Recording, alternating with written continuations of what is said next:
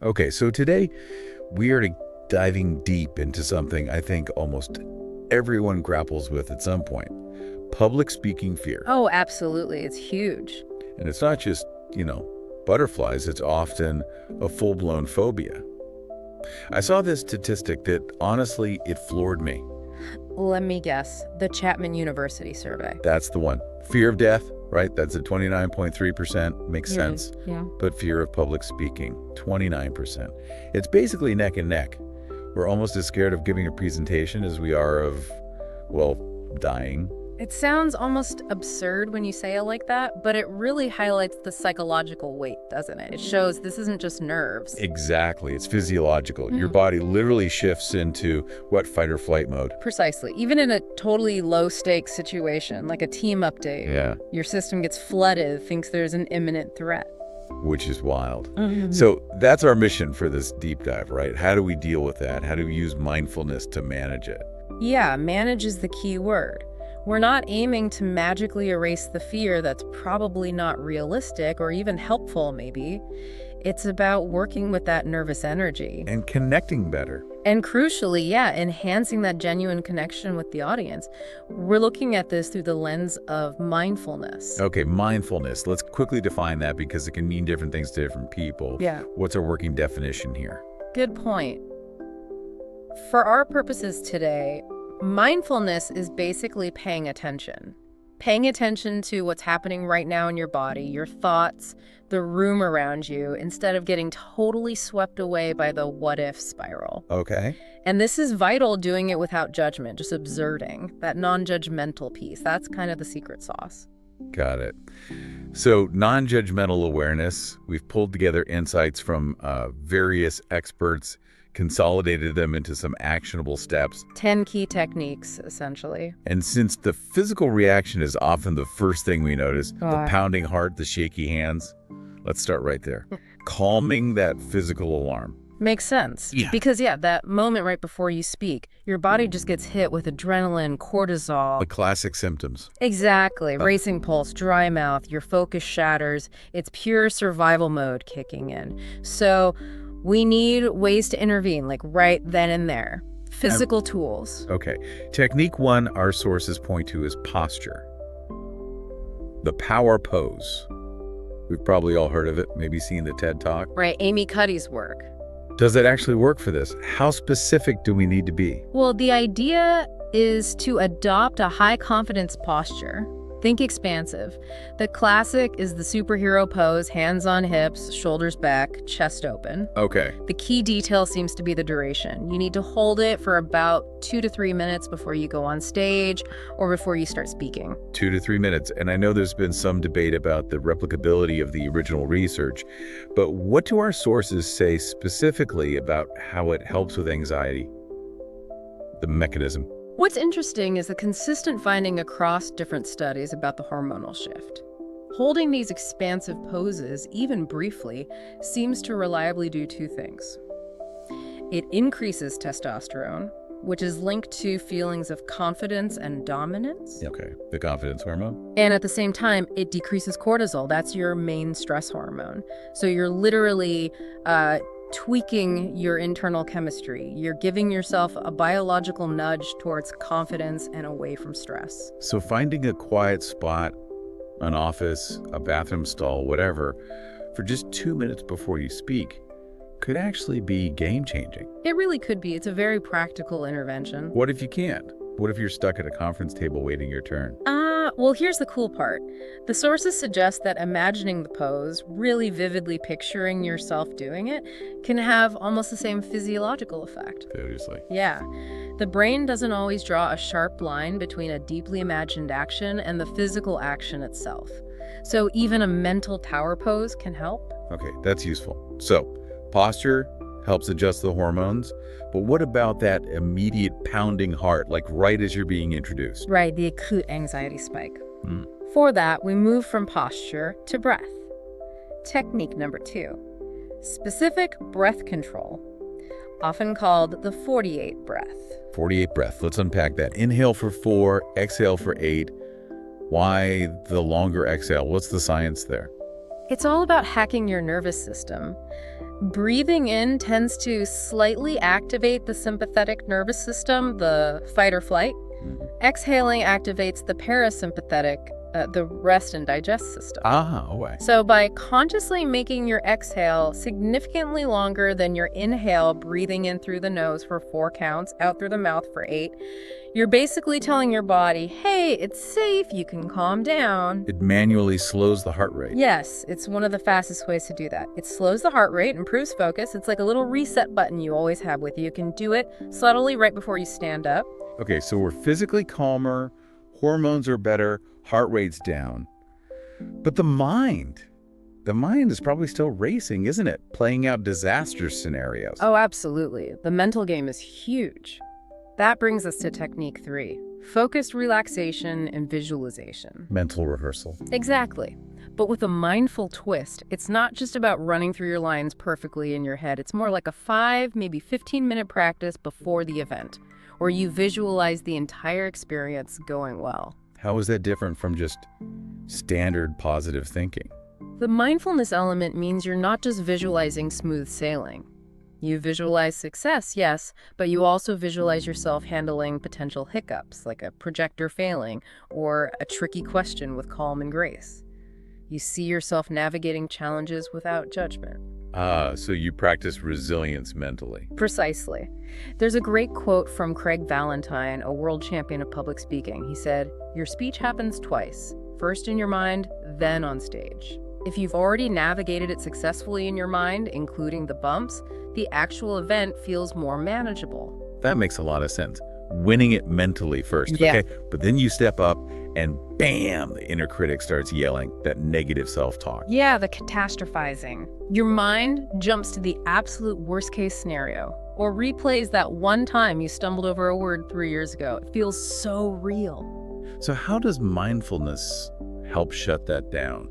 It doesn't really shut it down, not directly. Instead, mindfulness practice trains you to see those thoughts for what they are. Just thoughts, mental events passing through, not objective reality. Like clouds floating by. Kind of, yeah.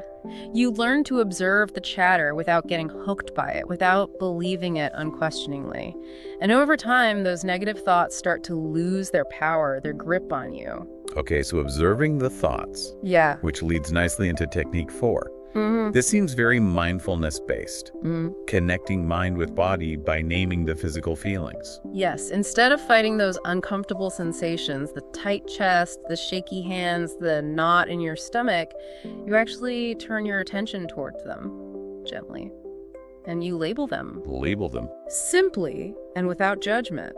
So if your heart is pounding, you internally acknowledge, my heart is beating quickly, or there's tension in my shoulders, maybe even add, and it's okay. My hands are shaky, and that's okay. Why is just naming it so powerful? Seems counterintuitive. Because it shifts you from being overwhelmed by the feeling to being an observer of the feeling.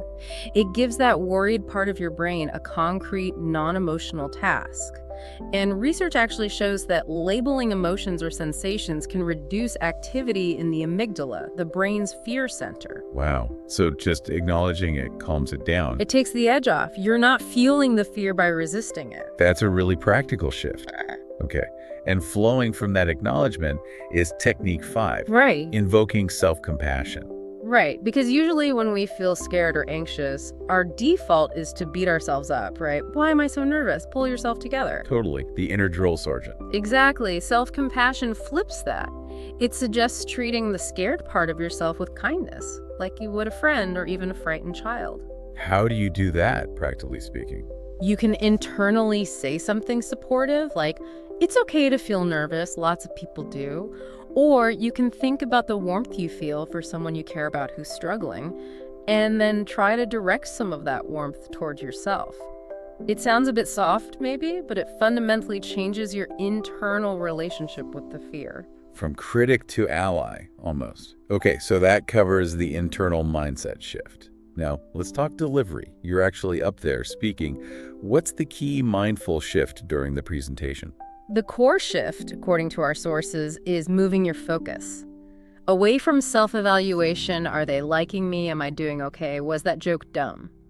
And towards service. Service, meaning focusing on the audience. Yes, remembering why you're there. Your primary job isn't to be flawless or universally adored. It's to offer something of value, information, perspective, maybe inspiration to the people who've given you their time.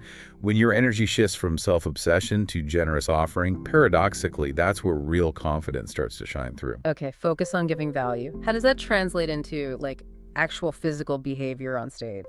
That brings us neatly to technique 6 and 7, which are really about something called relational presence. It's a term Lee Glickstein coined, and a huge part of it is eye contact. Eye contact. Always tricky. People say make eye contact, but how? Well, the mistake many nervous speakers make is that quick darting glance. 1 second here, 1 second there. It feels disconnected, almost frantic. Right. So what's the mindful approach? What's the sweet spot? The recommendation is actually longer contact than most people think. Aim for 5 to 20 seconds with individual audience members. Easily, gently. 5 to 20 seconds. That feels like a long time. It does initially, but that duration is apparently what it takes to really register as a human connection. It activates what's called the social engagement system in both you and the audience member. It non-verbally communicates safety and presence. So you're not just scanning, you're actually seeing individuals. Exactly, and allowing yourself to be seen a little too. The goal our sources suggest is maintaining this kind of relaxed, connective eye contact for about 90% of the time you're speaking, sharing it around the room. It transforms the feeling from a performance into more of a shared conversation. The audience feels that, I bet. Instantly. They shift from watching someone anxious perform to engaging with someone present. And that presence, that ability to stay grounded, must also help when things go wrong. Yeah. Unexpected stuff always happens. Technique 8, handling the unexpected. Absolutely. When you're mindful, you're less likely to freeze or get completely derailed by a curveball. You have a bit more space to respond thoughtfully. Instead of reacting automatically. Right. It ties into the yes and idea from improv comedy. Something unexpected happens, your mic cuts out, someone asks a weird question. You first accept the reality of the moment. Yes, this is happening, and then you build on it. Okay. Here's how I'll respond. You work with the interruption rather than letting it shut you down. There was a great example in the source material about this, wasn't there? Gopi Kalil from Google. Oh yeah, fantastic story. He's giving a speech, big audience, and his projector just dies. Completely dark. Most people's nightmare. Total panic. Right. But because he has this mindfulness practice, he didn't immediately label it a disaster. He paused, acknowledged the tech failure openly, and then he actually turned it into an impromptu mindfulness exercise with the audience. No. Yeah. He talked about the panic rising in him and then led everyone in a calming breath together. He used the glitch to demonstrate his point about staying present.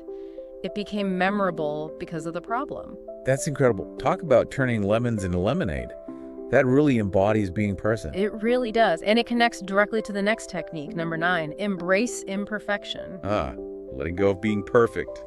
Easier said than done. Isn't it always? But the moment you genuinely start aiming for robotic perfection, stop obsessing over every single word. You relax a bit. You relax, exactly. And the focus naturally shifts more towards connection, towards just being a human talking to other humans. That's when you can sometimes tap into that flow state. Your authentic self comes through more, even if you stumble slightly or tell a joke that doesn't quite land. The audience connects with authenticity far more than perfect polish. Connection over content precision. Okay, that's really powerful during delivery. Let's zoom out now, long term.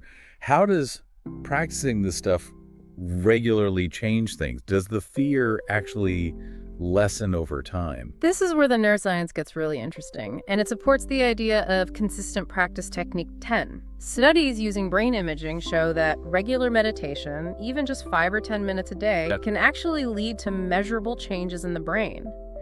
Specifically, they've observed decreased activation in the amygdala, that's the fear hub we talked about. So the brain's alarm system becomes less trigger-happy. Essentially, yes. And some studies even suggest the amygdala might slightly shrink or become less dense with consistent practice. You're gradually rewiring your baseline fear response. So the practice doesn't necessarily make the nerves vanish completely. Probably not, no. But it changes your relationship with the nerves. What once felt like overwhelming, untenable panic gradually shifts into something more like workable discomfort. Workable discomfort. I like that phrase. The nerves might still be there, but they feel less threatening. They become manageable energy, maybe even fuel, rather than paralyzing fear. And this involves learning from each experience too, right? Yeah. Reflecting afterwards. Yes, but crucially, reflecting without that harsh self-criticism we discussed earlier, noticing what went well, what you might tweak next time, all with that same kindness and non-judgment. It's a gradual process of exposure, learning, and self-compassion. So the ultimate goal isn't to be fearless. No, the ultimate goal maybe is just being okay with the nervousness that shows up, knowing you have the tools to navigate it. That's real confidence. Okay, so let's recap the journey we've taken. We started with immediate physical fixes, posture, breath work. Right, calming the body's alarm system. Then moved into the mindset, visualizing success mindfully, observing thoughts without judgment, self-compassion. Taming the inner critic. And finally, during delivery, shifting focus to service, using eye contact for real connection, handling hiccups with presence, and embracing imperfection. All leading to that long-term change through consistent practice, turning fear into workable discomfort. It's a shift from being trapped in anxiety to being present and connected.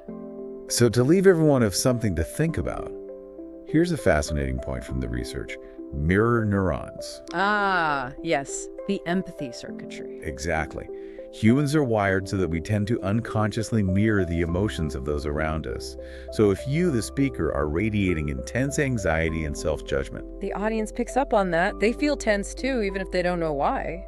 but if you can manage your state, if you can bring that sense of presence, that acceptance of workable discomfort, maybe even allow a little genuine enjoyment of sharing your ideas. Then the audience mirrors that. They relax, they engage more, they feel the connection. And ironically, that shared positive feeling actually helps them remember your message better and increases your impact.